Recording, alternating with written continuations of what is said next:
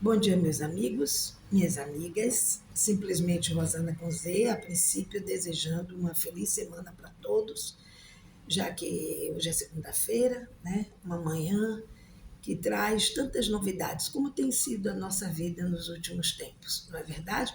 Hoje eu trago uma reflexão que considero bastante pertinente diante do que tem acontecido a partir de eventos como a pandemia, como um governo que realmente trouxe alguns problemas para o país. Não vou entrar no mérito da questão, porque nesse aspecto vocês já sabem que eu sou bem passional, sou bem história, sou bem aquela pessoa que lê, que mergulha, e costumo dizer o que eu penso e o que eu acho e vou continuar fazendo, mas hoje o objetivo não é isso.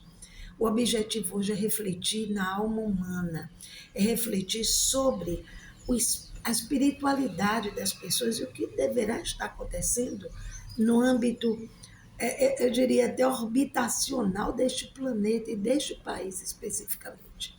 Gente, a pandemia, sem dúvida nenhuma, para mim, foi um divisor de águas. Nós podemos dizer que vivemos um mundo, particularmente um país, Brasil, antes e depois da pandemia. Né? Eu achei que a pandemia iria trazer informações importantes para nós e trouxe. Né? Eu acho que há um fenômeno que eu diria que é o seguinte: a pandemia tornou as pessoas de bem, as pessoas justas, as pessoas cuidadosas com o outro, as pessoas empáticas melhores.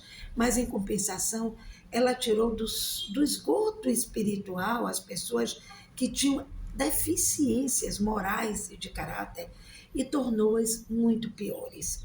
Então, isso é algo que me incomoda. E eu fico me perguntando em que país nós estamos vivendo. Eu vou me limitar ao Brasil, porque o Brasil é que no momento me interessa, sobre o qual me interessa falar. Eu não vivo em outros países para dar opinião. Conheço culturas de estudos, de leituras, mas não tenho o direito de me envolver na cultura alheia. Agora, na minha cultura, aquela onde eu vivi, onde eu formei tantos jovens que hoje são deputados, senadores até, médicos, advogados, fisioterapeutas, simplesmente pessoas que trabalham na área técnica, todos muito bem formados, que estudaram em escolas muito, muito boas. E quando eu digo muito boas, não é em termos financeiros, é em termos de escolas que tinham grupos de professores preocupados com a formação, não somente técnica, mas humana dos seus alunos. E eu fui um deles com muito orgulho. Né? Então, eu fico me perguntando, eu vou começar pela questão do esporte, não é? Eu, uma frasezinha só. Eu não vou entrar no mérito da questão, porque também não conheço com profundidade o mérito, mas ouvi uma fala num determinado programa de televisão ontem que me chamou muito a atenção. Eles fecham os portões para que as duas torcidas não se encontrem. Gente, esporte é lazer, esporte é alegria, esporte é vida. Esporte é uma competição saudável, onde ganha de forma digna e honesta o que foi melhor na competição. Não consigo entender viver num mundo onde se necessite fechar os portões para separar as torcidas. Eu sei que eu sonho hoje com um mundo utópico, porque eu já fiz parte deste mundo. Ele foi real um dia. Um mundo onde as pessoas iam com suas camisas dos seus times aos estádios e eu ia, ainda garota, com tios, com meu pai, assistia um jogo ou outro e nunca vi qualquer comentário a respeito, né? Mas eu vivi num mundo que se foi. Na verdade, eu estou começando a achar que eu vivi num mundo fake, que aquilo tudo não existiu, que nunca existiu um mundo onde a gente pudesse ir aos estádios para assistir um espetáculo, para torcer para o seu time sem se incomodar com quem estava de junto, se era de outro time ou não. A gente estava ali para rir, para brincar, para ser feliz. A gente não tinha portões separados para essa ou aquela torcida. Eu acho que esse era um mundo fake. Esse era um mundo fake. Hoje eu vejo pessoas que agridem, como foi agredido o ministro Alexandre de Moraes, num aeroporto fora do país, simplesmente porque foi um homem que lutou e levantou a bandeira da democracia no Brasil. Meu Deus, em que nos tornamos? Quem somos o povo brasileiro hoje?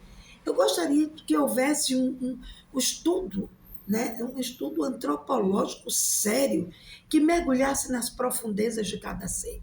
Por que essas coisas estão se concentrando no sul, mais do que aqui em cima, lá embaixo? Né? Por que sempre os que agridem, sempre não, deixa eu fazer justiça, aqueles que agridem, muitos deles são do sul. O que está acontecendo? O que espiritualmente isso está querendo nos dizer? Não vou levantar suspeitas ou dizer o que eu realmente penso, mas eu acho que essas pessoas estão precisando se tratar. Houve uma eleição leal, houve uma eleição tecnicamente perfeita. E o presidente Lula ganhou essas eleições. Se a maioria dos eleitores está concentrada no Nordeste, sim, é porque nós vivemos na pele, talvez, o racionalismo da fome, da discriminação, da miséria, da seca. O nordestino é, antes de tudo, um forte. Então, aqui residem todos aqueles que fizeram a história do Brasil desde o início. Era para cá que vinham os negros, escravizados, não escravos, porque negro nunca foi escravo. Ele foi brutalmente escravizado e muitas vezes pelos próprios pares, em termos de cor, de outros negros capatazes que os trazia de uma forma brutal. Então, nós vivenciamos desde o início lutas ferozes pela liberdade. E hoje nós tivemos uma bandeira linda que se chama Alexandre de Moraes.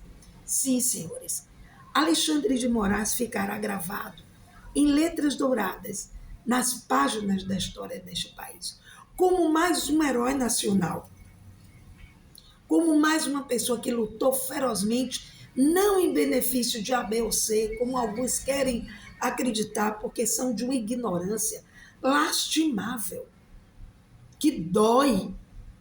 Ele apenas defendeu a Constituição brasileira. E este homem chega com sua família para uma atividade em outro país que dignifica o país e a ele, e é agredido por uma família de pessoas que moram lá no sul, de pessoas abastadas e que acham que têm o poder de fazerem o que quiserem.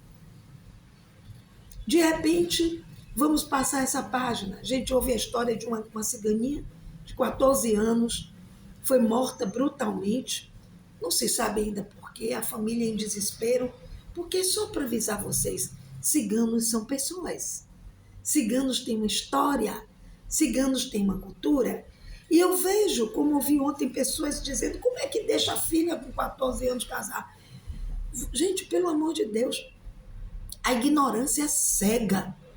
A ignorância coloca bengala em sua mão para que você seja conduzido, às vezes, porque não deva conduzir você. É a cultura deles. É a cultura deles. Certo? Na nossa cultura, o patriarcalismo dominou. A mulher saía do poder do pai, quando o pai morria, ganhava o poder do irmão, ganhava entre aspas, depois que ela se casava, ela passava a se subjugar ao marido. Os muçulmanos, as mulheres usam panos para cobrir os rostos. Eu não tenho o direito de dizer, eu acho isso errado. Isso é ignorância. Não é errado, porque é a cultura deles. Os ciganos têm uma alma milenar. Eles trazem conceitos dentro de um padrão milenar de ação. E nós não temos o direito de nos insurgirmos. Porque na nossa cultura o homem trai a mulher. O homem, durante o dia, muitos homens bancam os héteros, alfa, e à noite muitas vezes procuram meninos para se relacionarem. E a sociedade silencia. E é para silenciar mesmo, não é problema nosso como um todo. O nosso problema são os crimes. O nosso problema são as violências. O nosso problema está em a gente exigir que o nosso governo possa fazer um governo justo e humanitário para todos. Então, ir a estádios de futebol com medo. E sair para uma festa com medo. Viajar com medo de ser agredido por uma família de puristas políticos, puristas entre aspas. Uma família que naturalmente desejou a ditadura militar porque não sabe o que é a ditadura militar. Ou se sabe, se beneficiou dela de alguma maneira. Ah, porque eu quero uma educação rígida para meu filho. Dê a educação rígida a seus filhos. Quem educa filho, existe uma coisa chamada educação estrutural. E a educação estrutural começa no berço. Começa com o exemplo que os pais dão. Começa naquilo que o filho vê do pai. Não adianta dizer, a gente tem que respeitar as pessoas. Ele ouve no banco de trás do carro o pai dizer, só podia ser mulher porque fez um erro, cometeu um erro no volante. Ou como é que aquela gorda está usando aquele biquíni, que mulher ridícula. Então você planta no seu filho devagarinho, em conta-gotas, em doses homeopáticas, o preconceito, a discriminação, a sua maldade. Saia deste lugar, assuma o seu lugar de pai e mãe. Quem tem que educar seu filho é você. E você precisa educar seu filho para ele ser um cidadão que respeite o outro, um cidadão melhor, um cidadão consciente, um cidadão que lê e conheça a história de seu país e valorize, que é o que os ciganos fazem, é o que os índios fazem, o muçulmano faz, valorizam a sua história. Se está certo ou não, eu não vou discutir, repito, porque a cultura é deles, a luta continua. O que eu posso fazer é dar o meu apoio àquelas mulheres, muçulmanas ou não, que queiram ter o direito de estudar, que queiram ter o direito de ter uma vida dela. A gente pode fazer isso não como uma imposição, mas como uma ideia. Isso não é fake news, é o que eu penso, e o que eu penso, desde que não desrespeite, não agrida ninguém, tem que ser respeitado. Quer dizer, a menina cigana foi assassinada brutalmente porque os pais deixaram ela se casar com 14 anos. Isso é o cúmulo da ignorância.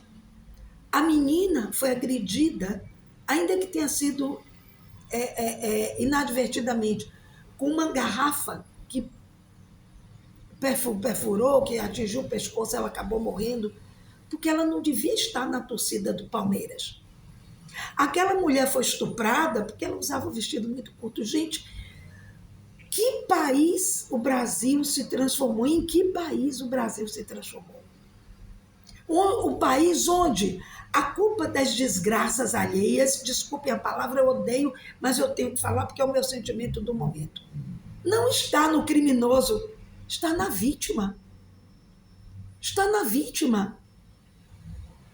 Quer dizer que a culpa é de Alexandre de Moraes ter sido agredido porque ele defendeu a nossa democracia. Essa família é um exemplo, é um péssimo exemplo. É sempre no mesmo estado, é sempre na mesma cidade. Nordestino não presta, mulher não presta, mas se servem do nosso trabalho escravo para enriquecerem, como já vimos há algum tempo.